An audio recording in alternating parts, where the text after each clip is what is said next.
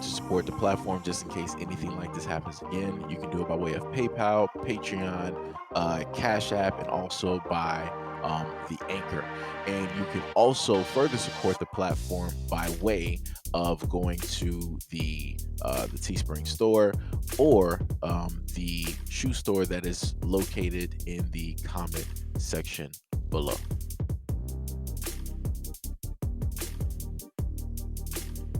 The Naples, Florida based think tank has been among conservative groups publicly cheerleading GOP efforts to tighten work requirements for safety net programs long before debt ceiling negotiations in Washington agreed to expand those rules for food stamp recipients late Saturday night.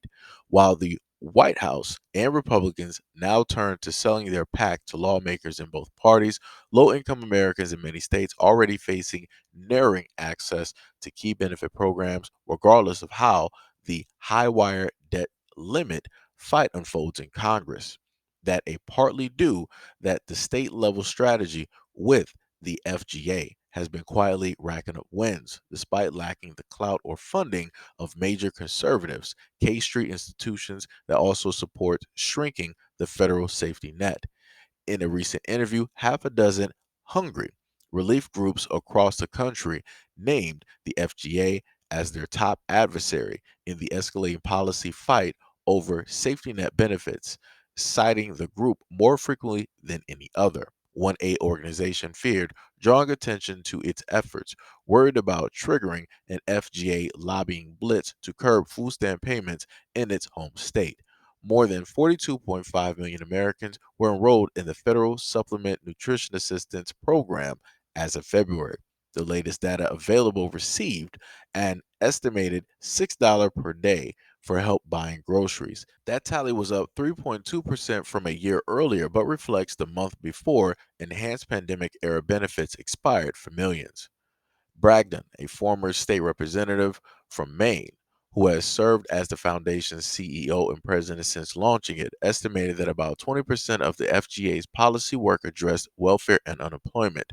But the think tank and its lobbying arm have been a driving force for those issues, often serving as the sole providers of research presented in state legislature to support the idea of tighter access to safety net programs spur more people to work. While recent research shows that the highest food stamp enrollments are typically in low unemployment states, that long-time conservative argument against generous public assistance has provided compelling in the current economy. In its 2020 annual report, the foundation touted more than 45 unemployment and welfare policy victories to move Americans back to work and stop wasting spending that encourages people to stay home. Quote, there's no better time for individuals to move from welfare dependency into the workforce. With almost 10 million open jobs, with many starting jobs beginning at $12 to $14 an hour. The goal, he said, is to help make them self sufficient so that they can experience the American dream. In late April, Kansas lawmakers tightened SNAP work rules, voting largely along party lines to overdrive Democrat Governor Laura Kelly's veto of the measure requiring most recipient ages 50 to 59 to work at least 30 hours per week or attend mandatory job training.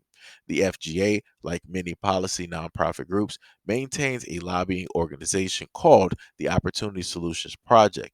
State legislative records show that the OSP last year hired local lobbyist Steve Greeny, who testified in committee hearings in support of stricter criteria for SNAP benefits.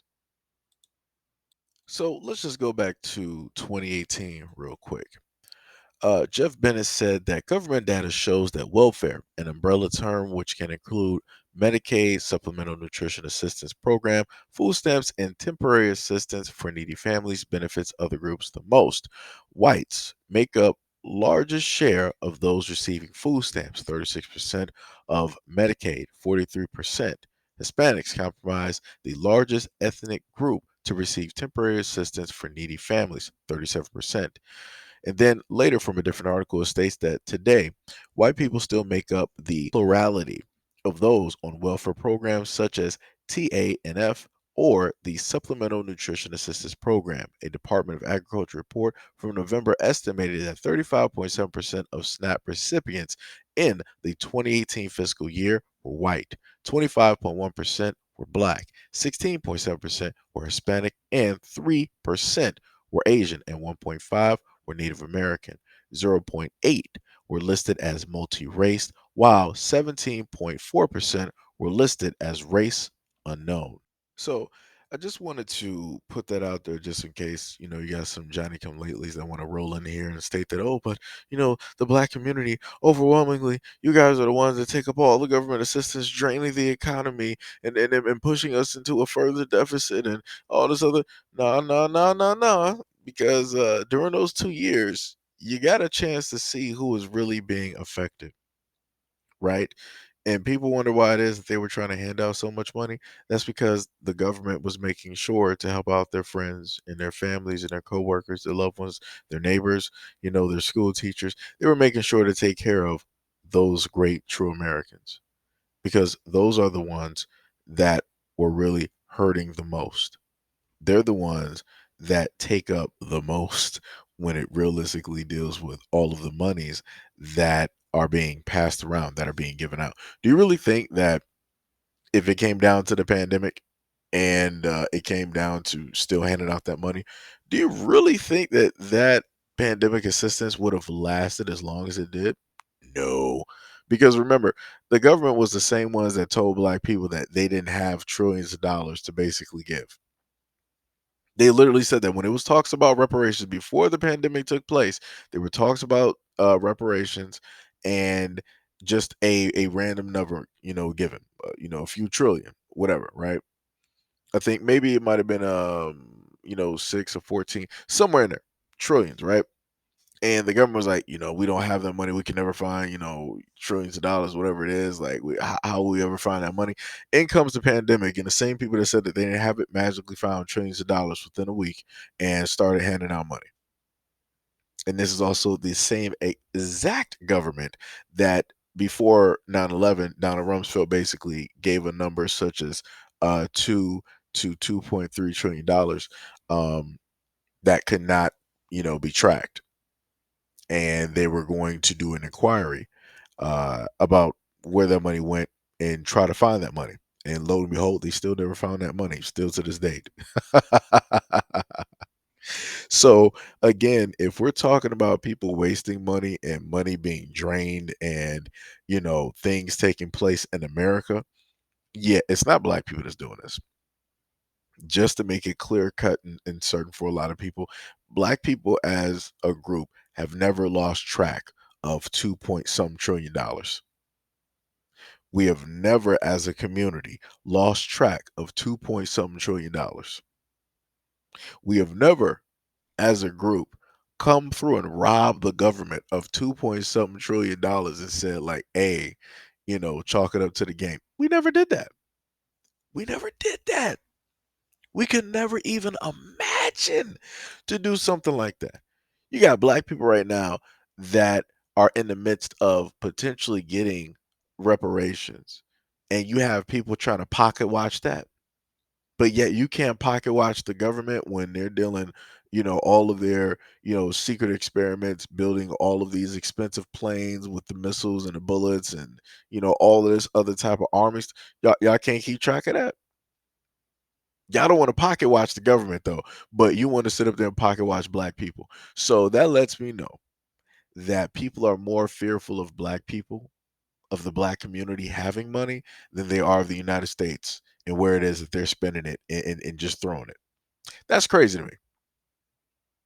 That's 1,000% crazy that people are more worried and more fearful about what it is or how it is that black people will spend reparations money versus what it is that the American government has been doing in plain sight. In plain sight. It's crazy. But back to the main point, to the Caucasian individuals, the Europeans, the pagans, all of you guys, y'all the main ones. Y'all the reason, why these programs are here. They were originally designed technically for you, especially going back to like the Great Depression and such. They had to make programs for you guys. They had to put stuff directly out there to make sure that you guys would survive, to make sure that you guys would make it. And do you know who it is that they really tried to stop from getting these programs, getting these types of assistance? The black community. Imagine that. Imagine that. But anyways, like I said before, man, hey, if y'all really think that doing this is going to hinder or harm black people the most, you are sorely mistaken. For any of y'all out there that really think that this is going to, really do something and yada yada yada, nah, it's going to realistically harm you. It's going to harm the people that you know because you're so ignorant and hateful that you don't understand that the government is willing to sacrifice a few of their own in order to make a larger point, in order to get the squares that they need. So like I said, keep cheering a lot of this stuff up and watching the country go directly down the drain just because you're going to think that it only affects one group. Keep thinking that. Keep thinking that. And watch all of your communities start sliding by the wayside because you're going to notice that the American government is not going to care about you at all. They're preparing for, the second coming. And it has nothing to do with you.